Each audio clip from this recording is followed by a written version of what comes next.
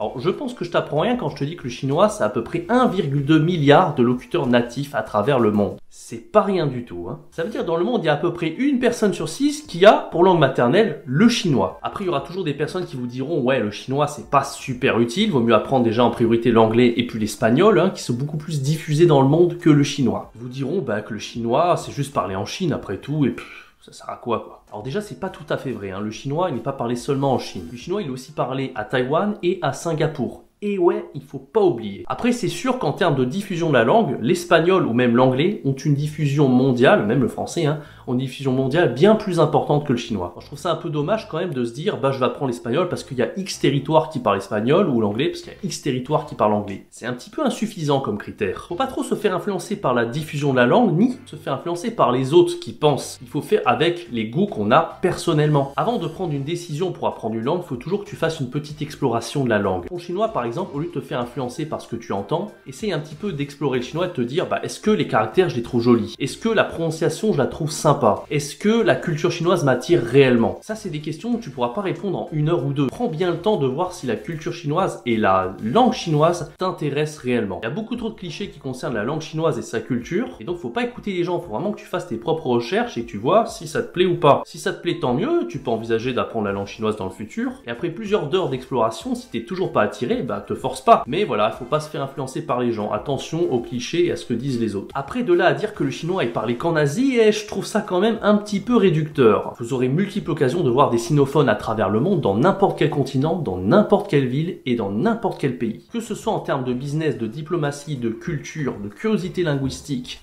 et j'en passe, le chinois est réellement une langue de premier plan.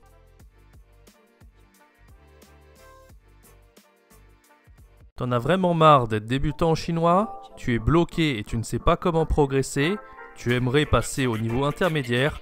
Alors, écoute ce que j'ai à te dire maintenant. Si tu es bloqué au niveau débutant, tu ne sais pas lire les caractères, tu n'arrives pas à converser en chinois et tu n'arrives pas à prononcer les tons et les pinyin en chinois, je te donne accès à une formation aux petits oignons qui va absolument décupler ton niveau. Vraiment, tu vas pas en croire tes yeux tellement tu vas progresser. Alors n'hésite pas à t'inscrire, profites-en, c'est le premier lien dans la description. Il n'y a vraiment pas à discuter, cette formation chinoise, c'est la meilleure que tu pourras trouver sur internet pour progresser en un rien de temps. Il n'y a pas à discuter, c'est le meilleur programme, c'est tout. Allez, vas-y, clique dans la description, premier lien. Voilà.